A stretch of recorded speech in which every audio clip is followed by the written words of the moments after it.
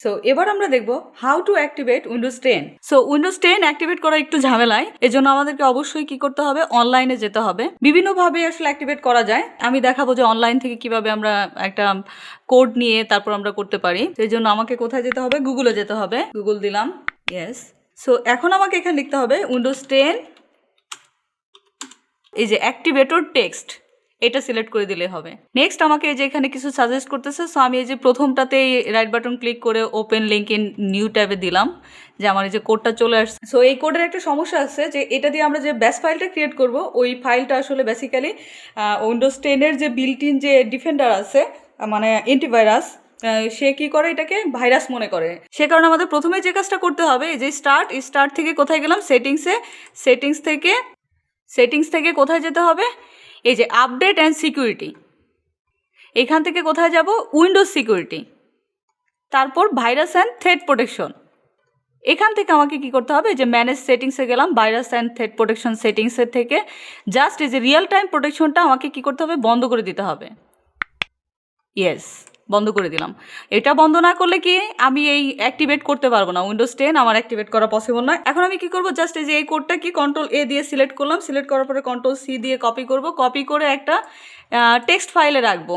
এই যে এখান থেকে রাইট বাটন ক্লিক করে নিউ থেকে কি এই যে টেক্সট ডকুমেন্ট, এখানে আমি ডাবল ক্লিক করে ওপেন করলাম, জাস্ট এখন কন্ট্রোল ভি করে দিলাম। ভি করে দেওয়ার পরে এটা আমার চলে আসছে কোডটা। এখন আমি এটাকে সেভ অ্যাজ দিব, একটা নাম দেবো আর কি। এটাকে আপনি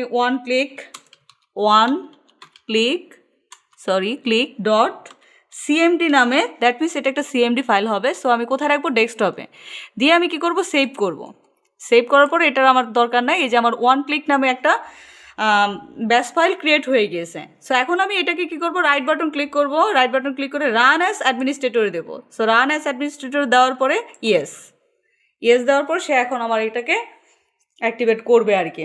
একটু সময় লাগবে। এই যে দেখতে পাচ্ছেন যে উইন্ডোজ 10 প্রফেশনাল, উইন্ডোজ 8 প্রফেশনাল সব আছে এখানে।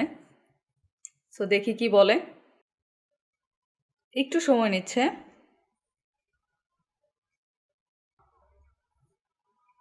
এই যে প্রোডাক্ট অ্যাক্টিভেটেড সাকসেসফুলি, তার মানে আমার এটা অ্যাক্টিভেটেড হয়ে গিয়েছে, মানে আমার উইন্ডোজ 10 অ্যাক্টিভেট হয়ে গিয়েছে।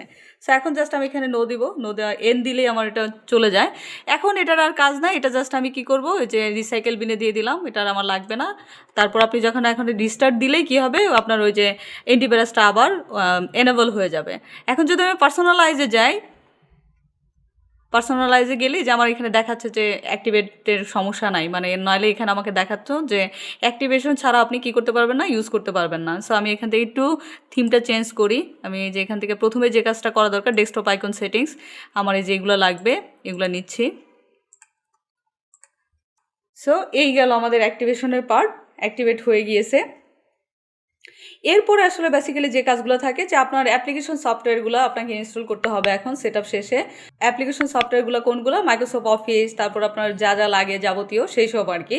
সো আজকে আপাতত সেটআপ কমপ্লিট হয়ে গেল। Good bye. Don't forget to connect with me on all of my social media. We will meet soon for another lesson. Thank you.